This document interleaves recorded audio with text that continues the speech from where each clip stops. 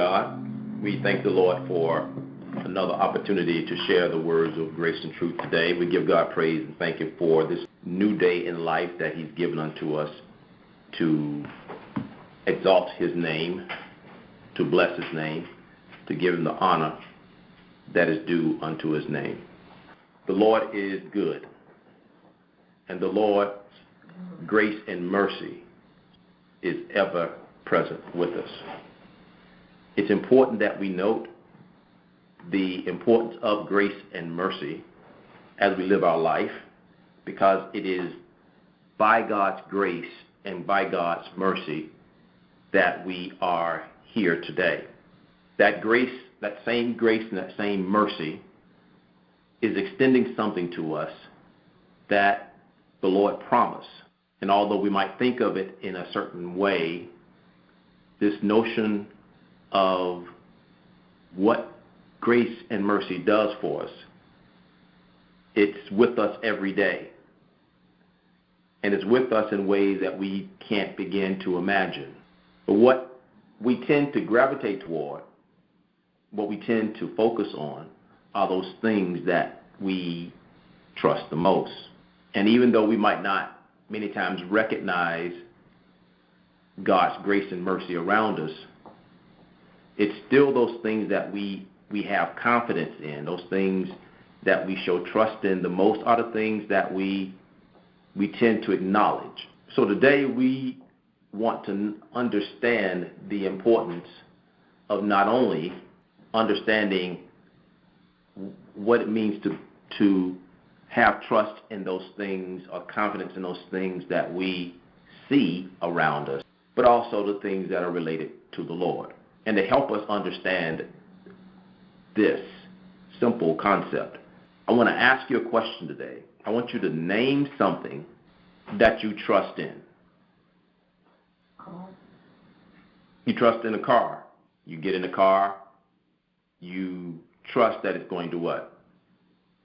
Turn on. You trust that it's also going to what? Move. You trust that it's also going to what? Get you to your destination. You trust. What other things did you trust in? Glasses. What's the sign that you trust glasses? You put them on, right? That means when you put them on that you are trusting that they're going to enable you to what? See. What are some other things some of the examples of things that you trust? GPS. Today, GPS. Use the GPS, and you trust the GPS is going to lead you in the right what? Direction. The right direction. When you turn the lights on wherever you live at. When you turn the lights on wherever you live. Right now, you might have a light on right now. So as you can see, we trust many things, don't we? So what you see then, as you think more and more about this, you begin to see how many things we trust in. Oh, we also trust in our cell phones. Yeah, trust in the cell phones. What's a sign that you trust in the cell phones?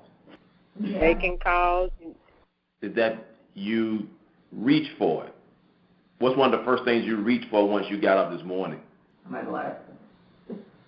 After you reach for your glasses so you can see. No. We talk about trust, right? Yeah. Got to see where you're going. Got to see where you're going. Then you reach for something else that you trust in. So you begin to think about this. You trust in a lot of things in order for you to feel like you are getting on with your day. You trust in, or you are relying upon a lot of things. The mail services. Mail. Or the FedEx, you get UPS, parcels, your air, your clothes. You're trusted in the thing that you ordered is going to come. You are trusting. You're trusting. And sometimes that trust wavers when people order things, when things look like they get delayed, don't it? Mm-hmm. You also But you trust trust in your washing machine and your dryers.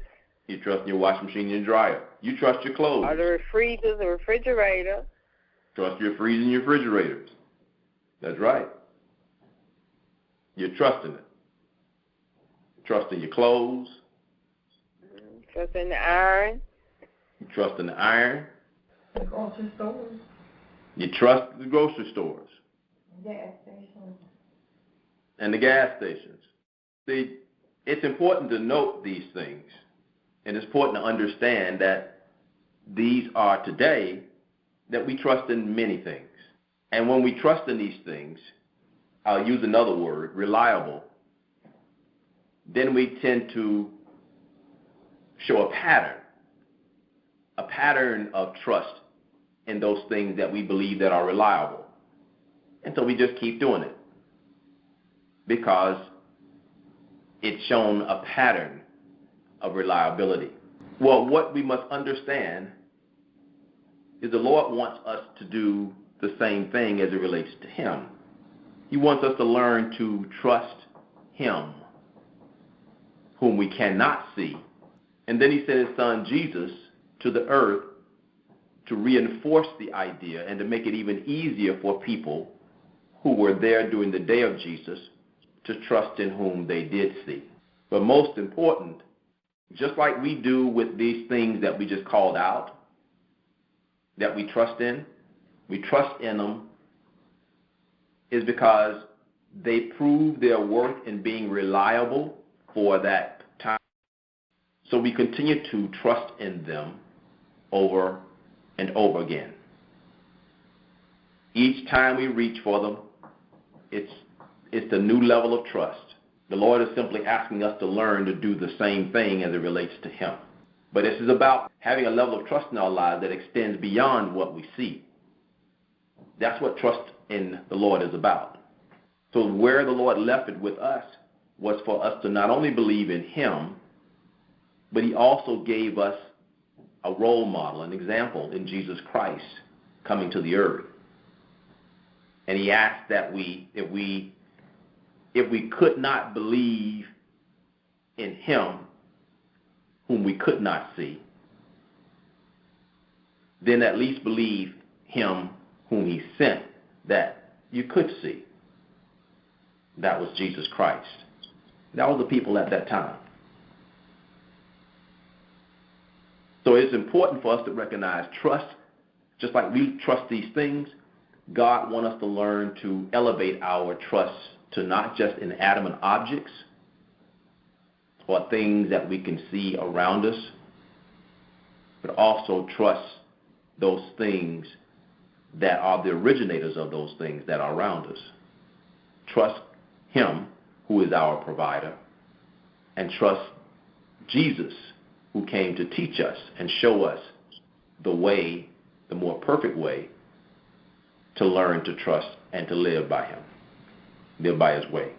We have 2 Bible spelling words to help us with our study today, which is believe also in Jesus. Believe is our first Bible spelling word. Believe is defined by Webster as meaning to accept the word or evidence of. For example, when you are looking at television, if you're looking at the news, the people reporting the news are hoping that you would accept the words or the evidence that they provide regarding a particular matter.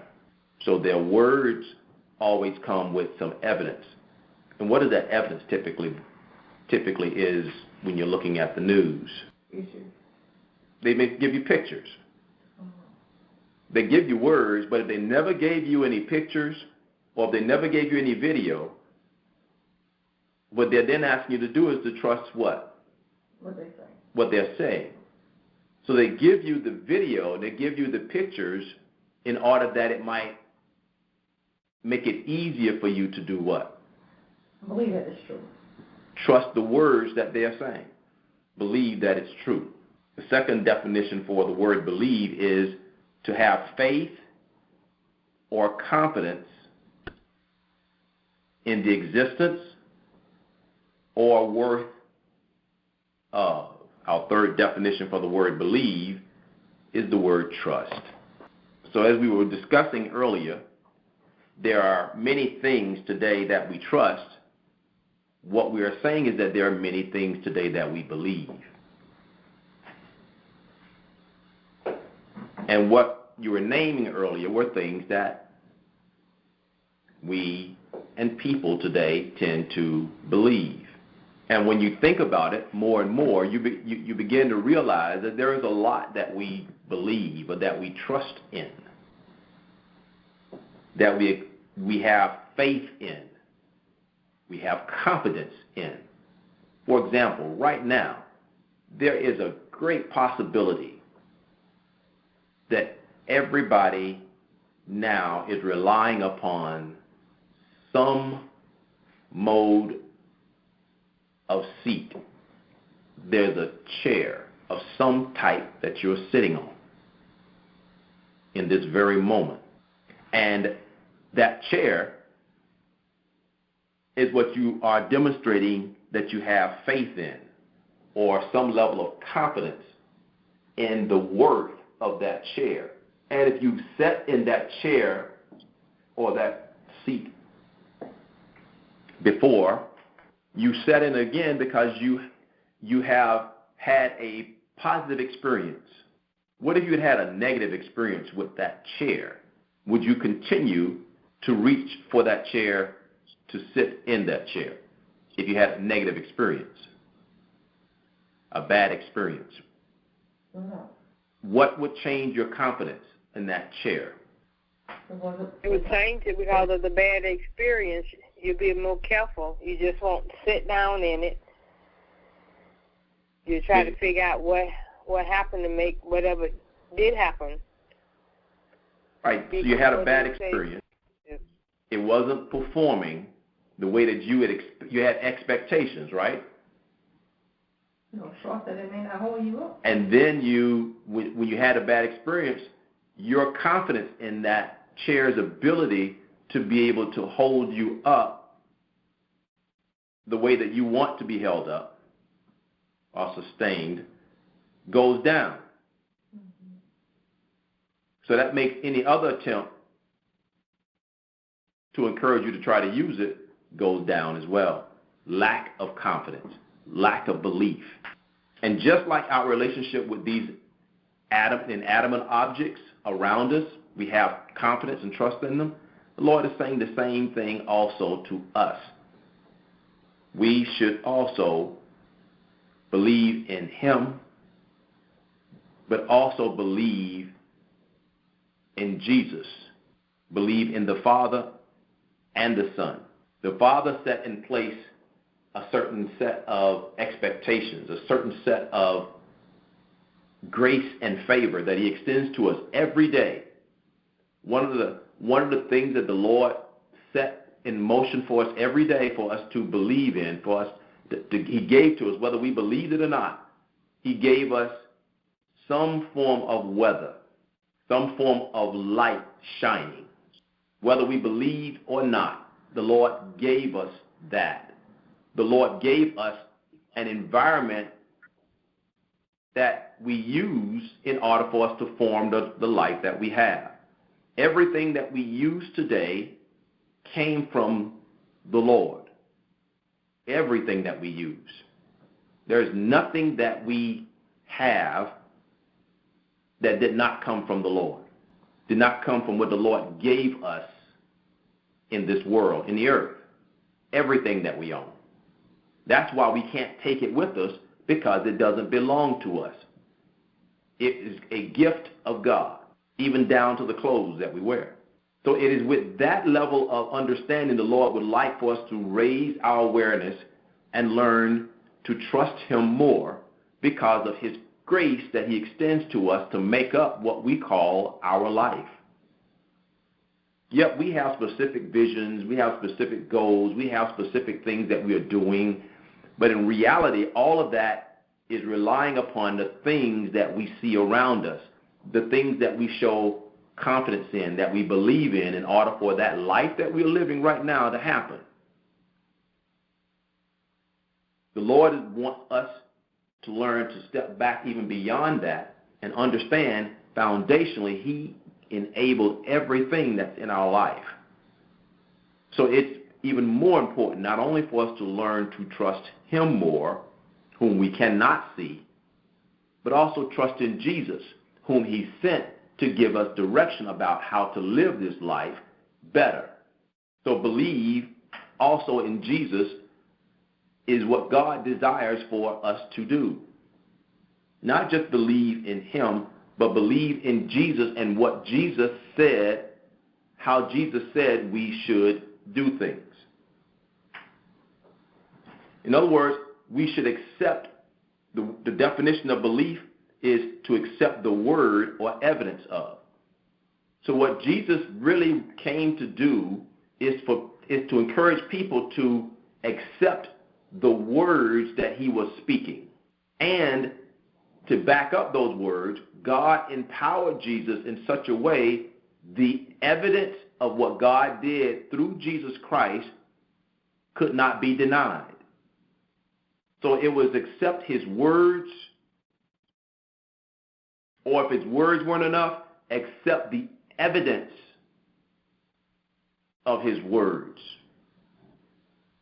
Trust His words or trust the evidence of what His words did, how He backed up those words.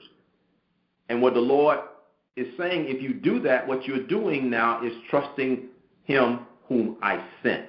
You are demonstrating that you are trusting me whom you cannot see. Why is this notion important?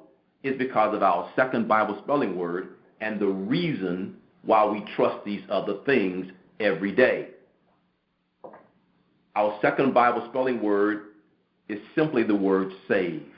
Save is defined by Webster as meaning to rescue or deliver from danger or harm. In Job 1, the Bible talks about how the Lord asked Satan where had he been, and Satan said that he had been walking up and down, going to and fro, walking up and down in the earth, basically reaping havoc in the earth, in the lives of people. Think about it as basically being disruptive in the lives of people, causing people to experience higher levels of disappointment, not achieve their goals and aspirations, causing people to be tricked and to be redirected from their goals and their aspirations, causing people to fail, putting stumbling blocks in people's paths, causing them to make bad decisions, and causing them to hurt themselves, causing them to be doing things, to trust in things that are destructive, that destroys their lives. That's the havoc that Satan was causing in the earth to the people who were living in the earth. Why? Because of what the people were trusting in, what they believed in, what they had confidence in. See, that game that the enemy plays only works when your trust and your confidence is not toward God. It only works if your trust and your confidence is not toward those whom the Lord sent. And the Lord sent Jesus. So it was not only for us to believe what the Lord said, who provided us with everything that we have, that we then take and create and call our life. And we took those things and we began to try to create what we thought was our life, what we thought was our way of living, what we thought would make us happy. But it all foundationally came from what the Lord provided unto us. And when we learn to trust that life and those things more than we learn to trust God, we are in a bad space. If we don't change, or if our eyes are not open, we will suffer a great fall, a great loss. Our souls. So the Lord wants us not only to believe and understand that the context of what we call life was provided by Him, by His grace and mercy, but also He sent his son Jesus so that we might be saved more, so that we might learn the importance of adhering to his word, so that we might be rescued from our own bad decisions. We might be delivered from our own dangerous path that we've chosen, that we might avoid harm that would otherwise come to us. See, Jesus, yep, he came and healed, but he gave us some advice that if we would follow that advice of that shepherd, we would avoid danger. We would avoid harm. We would avoid failure. We would avoid destruction. Because it all goes back to the active choices that we're making in our life, the active choices that we are choosing. And so what the Lord is trying to help us see, just like this definition, to rescue or deliver from danger or harm, that's what it means to save. The Lord is trying to save us from our own decisions by giving us advice so that we could become more successful in our own life. But in order for that to happen, we must learn to believe not only in the Lord, but believe also in Jesus, whom the Lord sent to us to help us learn how to apply his teachings so that we can improve the quality of our life. We can be saved from the wrong decisions, from thinking that causes us to go down the wrong path and end up failing. Oh, praise be to God, from whom all blessings flow. It is our prayer at Clay Family Ministries that your life has been increased with the increase of God through this study. We appreciate and are thankful for your fellowship during this life skills study segment.